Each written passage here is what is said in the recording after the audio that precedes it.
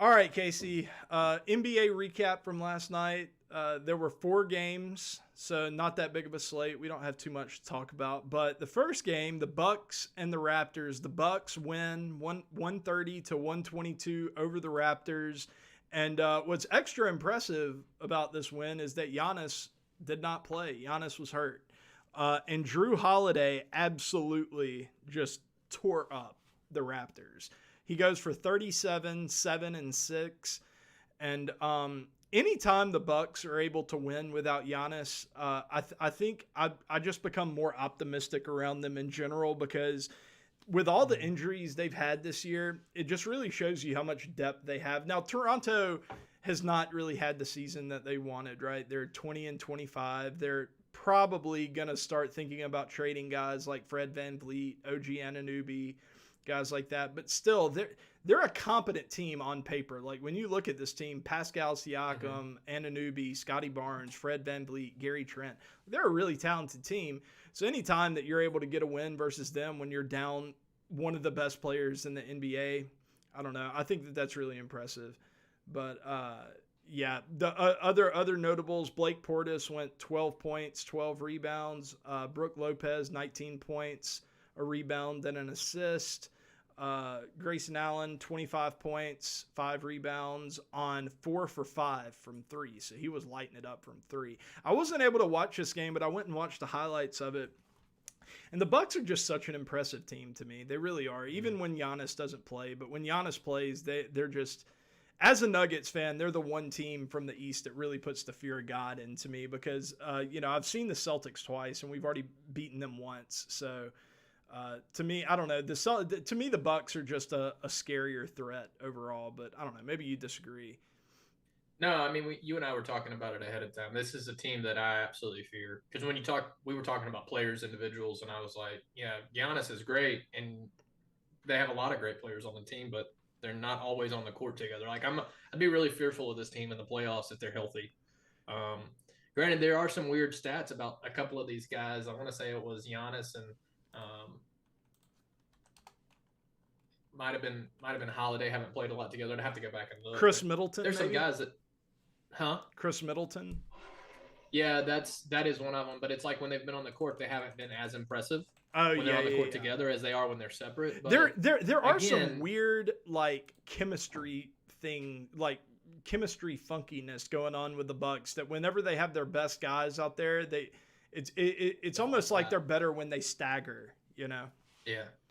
I'm gonna go ahead and apologize to the cat is like all over me now, jumping up and out. She tried to rip my USB out of my computer, so like I'm holding her at bay. So you might see me making faces. She still has her claws. Anyways, that's a new cat for those watching.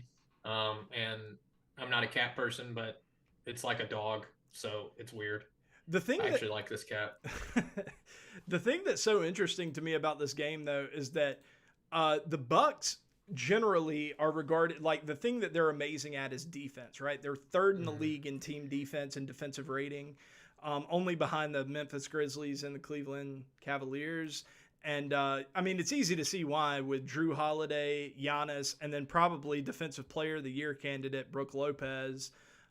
Their defense is elite, but they did not win this game through defense. It was just through elite offense. And it almost makes me ask the question like, I would never say that Giannis is detrimental to your team's offense because he's one of the best offensive players in the league. But it does seem like whenever he's on the floor for the Bucks, that something happens where their offense just becomes like a little bit less efficient. They don't shoot it quite as well because he's not a great shooter. They elevate defensively. They become one of the best defensive teams in the league whenever he's out there. But offensively, it seems like they would be better off if his usage rate would just come down maybe 3, 4, 5%. And they got guys like Drew Holiday, guys like Bobby Portis, guys like when Chris Middleton comes back, Chris Middleton. If they could get those guys more involved, I think that they might be better off in the long term. Yeah, I was gonna say I think the few games I've watched this year, Drew Holiday has really been carrying the offense, which is it's like Giannis is the closer, but Drew Holiday is the guy who like He's if you're in the middle of the game and you're down 6, 8, 9 points, he can really make those big shots to bring you closer and then set it up for Giannis to do the closing at the end. he is such an underrated player. Drew Holiday is so underrated, man. One of the best defensive guards in the league historically throughout his career, and offensively, he has always been great. Like maybe not like Damian Lillard, Steph Curry, maybe not that level, but to me, he should be one of the better. Yeah, he should be like a perennial all-star. Like he really should be, going back to like all the way to like 2017 with the Pelicans. Like he's just been one of the most unsung players in the league. He always averages like 19 points, 7-ish assists, get you a few rebounds, play great defense, get you 1.5 steals per game. I don't know. He's terrific. I've always loved Drew Holiday. And I think I mean, he's, in my opinion, he is the reason why the Bucks won the NBA Finals a couple years ago, was because they made that trade to go out and get him. He just elevates that team to another level. But anyways, yeah, that's pretty. The one other thing that I would talk about with this game is that I do think at this point it's time for the Raptors to kind of take a look in the mirror and realize that it's probably time to trade away some of these guys, because the value of these guys on the trade market right now, I don't think has ever been higher. Guys like OG Anunoby, Fred VanVleet. Well, maybe in Fred VanVleet's case, it's been higher at some point, but Gary Trent Jr., like you could get a lot for these guys, and you would still have guys like Scotty Barnes to build around, Pascal Siakam if you don't want to trade him. But you're not going anywhere this year if you're Toronto. Get some draft picks for the future, build for next year, the year after that, and just kind of hit the reset button on this thing, because it just, like, coming into the year, you were really hoping that Scotty Barnes could take that next step and elevate his game, coming off the Rookie of the Year, elevate his game to the next level and become like a true superstar. And if that happens, you're, a championship contender. But it just hasn't. Scotty Barnes has not been good. He was a -7 last night. He was 6 for 15 from the field. He was 0 for 3 from 3, 2 for 5 from the free throw line. Just super inefficient. 14 points. He did have 13 rebounds and 5 assists. He was good defensively with 3 steals, a block. But and I do think that Scotty Barnes will eventually get there. I do think that he is one of the best players in the league under the age of 23, let's say, but it's not happening this year. And I don't know. I think with guys like Siakam and Barnes, if you decide to keep them, I think you could have a really special future. But you're gonna have to get rid of some of these other guys in order to build around them in the future.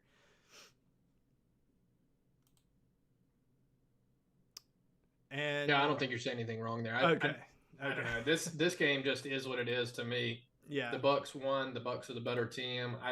As I think about throughout the season, the Bucks are probably my favorite to win the championship this year. Yeah. Just because of that depth.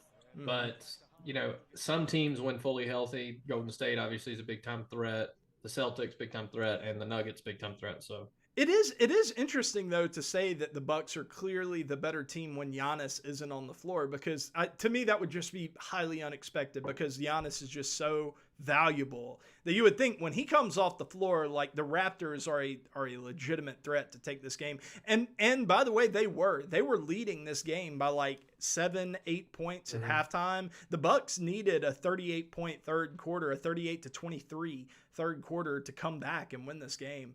But still, I don't know. It's just it was an interesting game to me. Okay, I should say a big upset. Kind of a big upset. Yeah, but with Kevin Durant out, is it the Spurs over the Nets? That's the game I'm talking about. That's what I was. Yeah. That's where I knew we were headed. I guess at closing the line had narrowed. When I looked at it, I want to say the Spurs were. I could be wrong. I'd have to go back and look, but I thought they were like also plus 7 or 8. Yeah. Also, Kyrie Irving was out for this game. That's a little bit of a thing as well. I mean, so yeah, I don't know. I still think the Nets should have won this game. I think they're the better team, even without Kevin Durant and Kyrie Irving. But if I'm a Spurs fan, I'm just annoyed by this game because right now, we've talked about Yeah, what are tanking you a doing? lot. Yeah, what are you doing, man?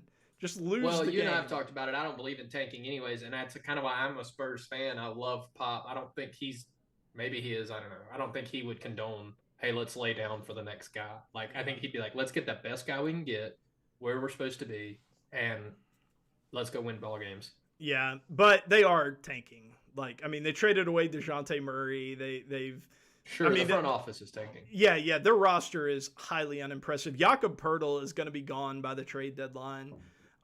But they do have some really interesting pieces to build around. Like, they have some guys that I really like. Keldon Johnson, Jeremy Sochan, really good. But So, other than Victor, so let's say you Scoot, tank but you don't get the pick. Who else do you want in this draft? Scoot Like, Henderson, really highly. Nick Smith, Scoot Henderson is the number 2 guy, like, clearly. He would be the number 1 pick in pretty much any other draft. He's phenomenal. I know you haven't looked into the draft a ton this year, but Nick Smith is another guy, college player. There are a few other guys. Tell me where these like top 3 or 4 guys are coming from, because I know there's the concept of these European players are just better. Like, that's who is leading the NBA right now in everything. Is when we talk about best players and when we do our rankings that we're going to do in future videos, we're going to rank the top 20 and kind of place the guys where we think they should be. The NBA, but we're going to see a lot of these guys that have come from Europe. Yeah, I don't want to get off on too big of a tangent on the NBA draft, but for American players, it's getting a little weird because you have so many of these top players that aren't going to college anymore. They're going to like the G League, Ignite, or whatever, and there these two, as far as the top prospects in this year's draft. Nick Smith, you have these 2 guys. Are these brothers or twins or something? Oscar Thompson and Amon Thompson. Apparently, they're number 3 and number 4 in the draft. I haven't looked too much into them. Where are they from? It doesn't even say on here, but other than Vic and Scoot, those are like the 2 big prizes in this draft. Like, you want to get the top 2 picks, one of the top 2 picks, so you can get one of those guys. And I think any team would be happy with either one of them. But anyways, back to the game. The Spurs, I do kind of want to talk about with Ben Simmons, him getting the least impressive triple-double of all time. He had 10 points, 10 rebounds, 11 assists on 4 of 10 shooting, 0 from 3, which is obvious. Like, he literally never takes threes, and 2 for 2 from the free throw line.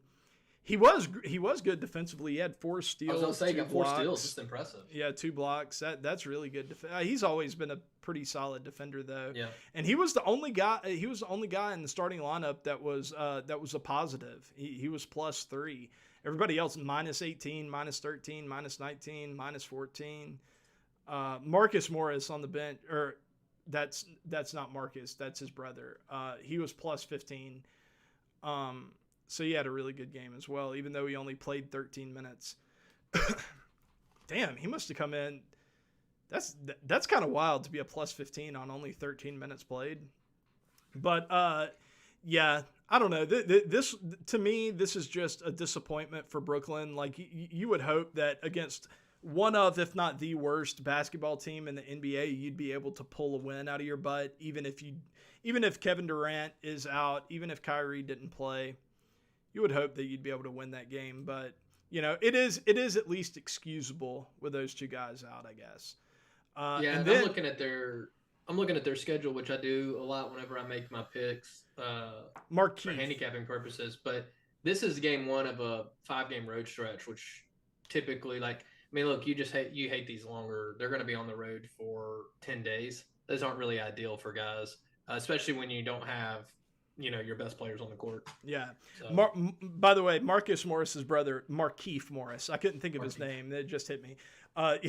Interesting story about the Morris brother. Did you know that, like, back whenever they were playing in AAU ball and stuff like that, they're twins and they're identical. So they used to, like, play in each other's spot and, like, try to trick the coaches and everything. I've always thought that was kind of funny. That's pretty good. Yeah. Okay, now the game that I really want to talk about, my beloved Denver Nuggets and my beloved Nikola Jokic take care of business against the Portland Trailblazers, 122 to 113. This game was awesome. Damian Lillard, this is wild to me. Damian Lillard had 44 points, 8 assists, and 3 rebounds on 12 of 20 from the field, 6 of 12 from 3, and 14 of 14 free throws, and he was a minus 20. In the game, when he was on the floor, the Trailblazers lost by 20 points, and he scored 44 points. That's just wild to me. It's some things about NBA just don't make sense. In college basketball too, but NBA, some things in the middle of the season you see and you're just like, what happened here? The thing that's so encouraging to me about this game, I watched every second of it. The thing that was so encouraging to me about this game was that the Trailblazers really did play like their best game. Now, the one guy who didn't have a great game was Anthony Simons. He was unexpectedly bad in this game. He was 5 for 15 from the field, 2 of 10 from 3. He was not good. He did not have a good game. And if he has a good game, it could be a completely different story because he has really, really torched the Nuggets in the past. That last game they played against him, he was unbelievable. But Yusuf Nurkic had a great game. Even though he didn't shoot all that well, he played really good defense. He was rebounding. Drew Eubanks was a menace out there. Mm-hmm. He didn't play that much. I think he only played 16 minutes, but defensively he was giving the Nuggets all kinds of problems, blocking shots, disrupting. Yeah, that's all I was going to add is that Ben Simmons had more steals last night than the Trailblazers. And so defensively, that's what stands out as probably why they lost is very poor defensive metrics. And then you've got and that's actually outside of Damian Lillard, just nothing really great offensively either. Yeah. To emphasize that point, whenever you're playing the Nuggets, usually you're gonna want to get even more turnovers than usual because they pass the ball so much and they'll make all these like really risky but like high efficiency passes that lead to a lot of turnovers. That's actually been a big problem for the Nuggets for most of the year, is guys like Bones, Highland, even Jokic turning the ball over and giving up transition points. That's one of the reasons why their defense was so bad. So to come away from this game and only getting 3 steals, that's probably where you lost a game. Because if you want to beat the Nuggets, that's how you're going to have to do it. You're going to have to do it in transition and getting turnovers and turning those into transition points. But on the Nuggets side of it, Jokic was once again just simply incredible. 36 points, 12 rebounds, 10 assists, his 13th triple-double of the year. He only had 4 turnovers. His field goal percentage, 13 of 14, 1 for 2 from 3, 9 of 10 from the free throw line, 97.8% true shooting. That is staggering for a 36-point game. A few days ago, he had the perfect triple-double, like where he was perfect from the field, and I think it was like a 16, 12, and 10 triple-double or something like that. And everybody was talking about how that like he's one of the only players to ever have a perfect triple-double where they get a triple-double and they're perfect, shoot 100% from the field. To me, this was more impressive. Scoring 36 points and only missing 1 shot from the field, that is astounding to me. And if you watch the game, the only miss that he had, it was a corner 3 whenever the shot clock was running out. It was super low percentage shot for anybody. So it's not even really his fault that he missed it. It was just kind of a necessity that he shoot it. But yeah, Jokic is incredible. In my opinion, he's the best player in the league. And yeah, it's just once again. I don't think there's a big question there. For more people than you would think, that they question it a lot. But especially this recent run he's on, these last 2-3 weeks, we've really been keeping a closer eye on him. He's looked freakish. Yeah, it's just so interesting how he does it. He does it with his brain. He does it, but he has the highest basketball IQ of pretty much any player that's ever played the game, in my opinion, because physically he couldn't jump on a cereal box. Like, I mean, he's not that athletic. He's not really athletic at all. But he's one of the most coordinated players to ever play in terms of like hand-eye coordination, and he's by far, in my opinion, the smartest to ever play. But anyways, the other players on the Nuggets all had pretty good games. Michael Porter Jr. seemed to get out of his shooting funk. He was 4 for 6 from 3. Aaron Gordon was really good on the defensively. He had his highest assist total this season. He was rebounding well. Not doing a ton of scoring, but Aaron Gordon. It was a very Aaron Gordon night. But then Jamal Murray, I was a little disappointed with Jamal Murray. He wasn't as efficient as he typically is. 6 of 5 from the field, 3 of 7 from 3. That's good. But the past like 2 weeks, he's just kind of been on a roll. So 17, 7, and 5. It was mildly disappointing, but still a solid game. He was a plus 13 on the night. Surprisingly, JOKIC didn't have the highest plus minus. That was Michael Porter Jr. at plus 21. But then if you go to the bench, and this is where the Nuggets are really going to run into problems. The bench is just, it's an issue. It's an issue, man. That everybody on their bench except for Bruce Brown was negative in plus minus. Zeke Naji minus 10. Jack White, he only played 2 minutes, so he doesn't matter. But he was a minus 7 in 2 minutes. That's crazy. Chanchar had a terrible game. Chanchar was awful last night. I love Vic Chanchar, but he was not good last night. I think he's a great player, but man, Bones Highland didn't have a good night. Minus 7, 1 of 7 from 3, 2 of 10 from the field. Not good at all. But this is where the Nuggets are going to lose. Now, to be fair, they were missing. Who were they? They were missing somebody, but I forgot who it was. Who was it? Shit, I can't think of it. Ish Smith?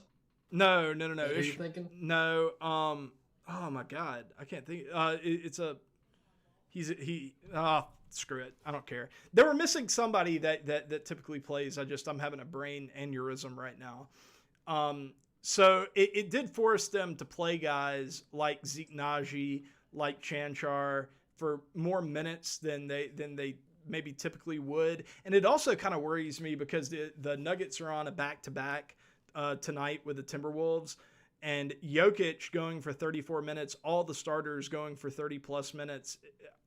You know, I would have kind of would have liked for them to get a little bit more rest heading into that game, but you know, it is what it is.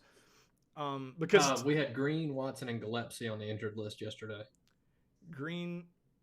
Okay, well, Jeff Green's been out for a while. Yeah. Really? Peyton Watson and I could have Colin sworn. Gillespie. I could have because none of those players matter really at all, except Jeff Green, but he's been out for a while. Man, I could have. Yeah, I haven't followed the Nuggets as closely as you have this season, so I that's why I'm kind of letting you run with it there. But yeah, I don't know. Yeah, I tend to look more at like team trend stats whenever I'm like looking forward at games, and I think the schedule matters a lot. It's a long season, and kind of the conditions that you're playing in are important. Of course, injuries matter. Yesterday, I thought the Brooklyn game would be higher scoring. Of course, I thought Brooklyn would win, but then I didn't realize we were going to be out Irving and Durant. That's pretty big. Yeah, well, pretty Durant big missing pieces. Yeah, Durant. He's got to get back, man. Like I think he's probably going to be out for at least a month, but they've got to get him back before the playoffs. Yeah, or they're toast. Irving, I'm not worried about. But okay, moving on to the last game of the night, the 76ers over the Clippers. And this is Jokic's arch enemy, if you were to believe Twitter, Joel Embiid. Had a terrific night, man. 41 points, 9 rebounds, 3 assists. He was great.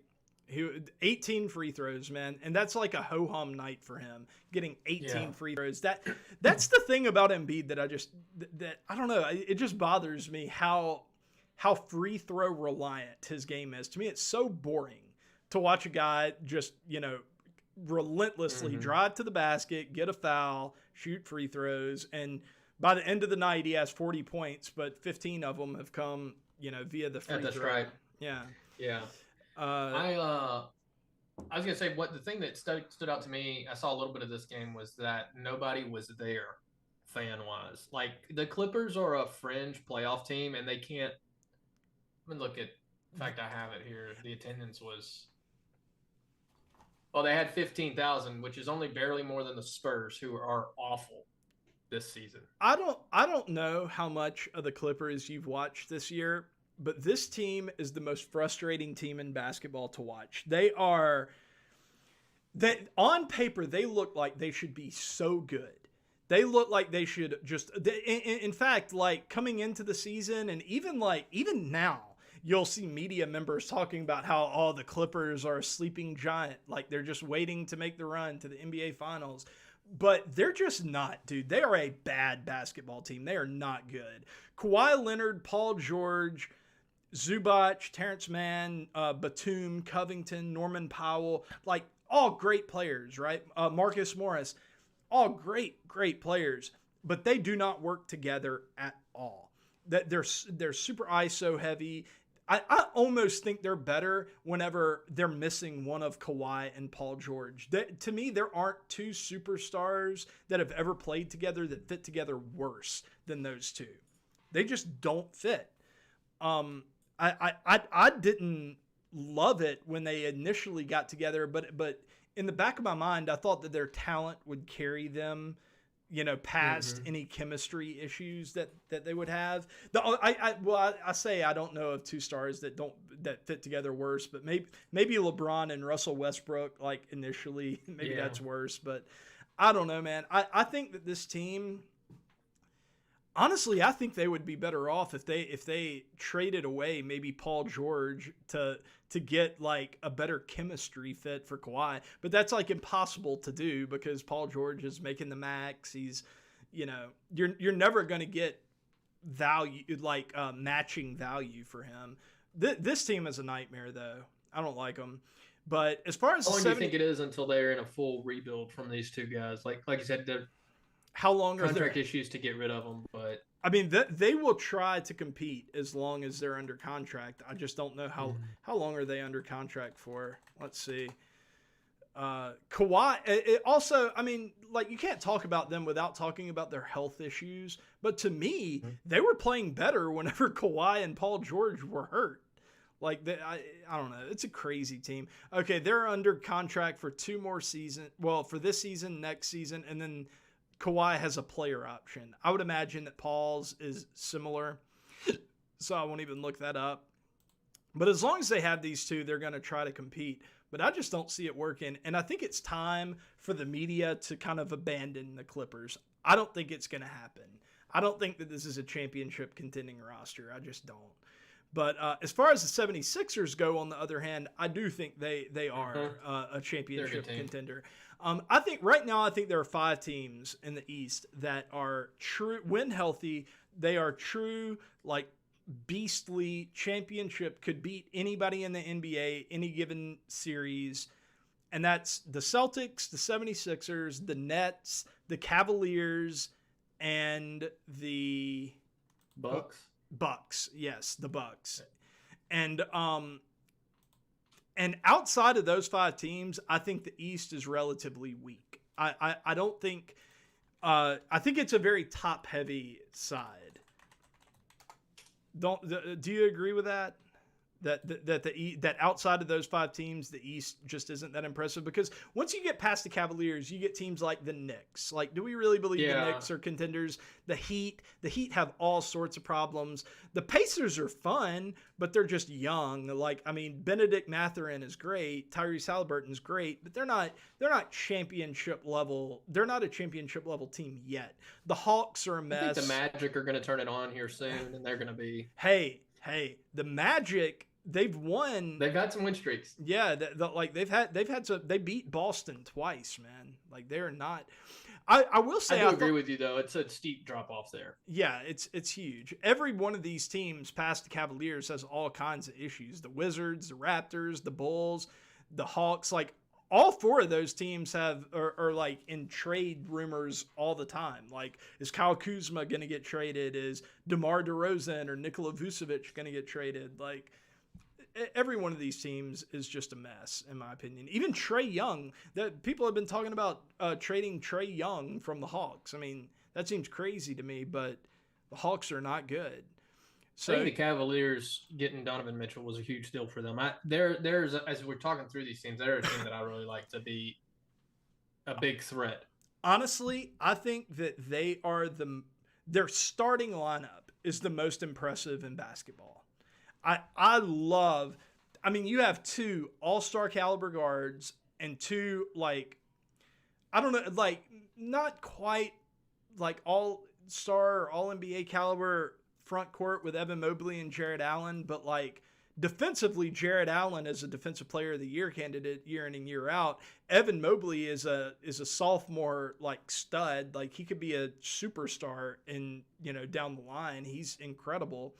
I love this team. The one thing that I think they need is a better wing. I think they need a better number 3 because that's their one weakness right now is a good wing scorer, a 3-and-D kind of guy. Defensively, though, they're incredible. They're just a great team. Donovan Mitchell, that trade has, to me, it's been a giant benefit for both sides because if you're the Jazz, you get Markkanen, you get all those draft picks, you get Colin Sexton. You're really set up for the future. But the Cavs, man, they're just the Bucks and the Cavs, to me, honestly, I think are big threats to the Celtics. The Celtics are great, and I think the Celtics have a good shot as well. But those are the 2 teams that really scare me. But the 76ers are really scary as well. And if the Nets can get Kyrie and Kevin Durant, obviously they're gonna be right there too. But then going back to that game, I was going to ask you. I don't know a ton about Tyrese Maxey, but he put up a pretty good performance. Plus 23. Tyrese Maxey is a beast. He's a beast. He's really come on in the last couple of years. Yeah, I mean he's averaging 20 points a game this year. Yeah, as I'll just look through. I was looking through everybody. Of course, Embiid and Tobias Harris, but tonight was very strong, or last night was very strong for him. Mm-hmm. 3 of 5 from 3. He only shot 5 free throws, but again, 28 minutes, 22 points, plus 23. He used to last year. I used to like to pick him in daily fantasy a lot because you could always get him for pretty cheap. Cheap. Yeah, and he would always give you a nice 25-point game, something like that, if the matchup was good. Yeah, Tyrese Maxey's great. Yep. But yeah, so. But what I was going to say, what I was saying in regards to the Eastern Conference, to me, the West is the exact opposite.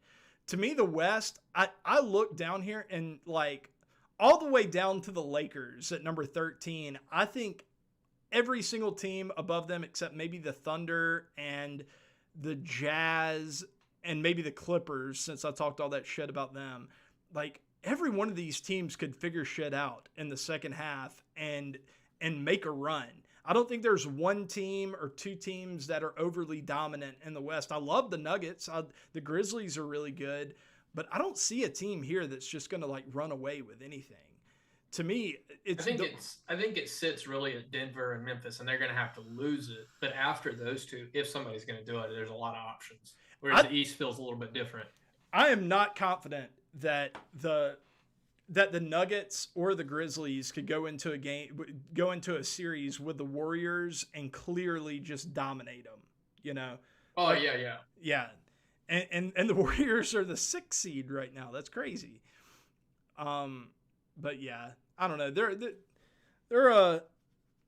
This is a really interesting, really parity-driven NBA season, which is very unusual. For the past 10 years, it seems like most years you'll have 1 or 2 dominant teams. It's clear they're going to make the finals.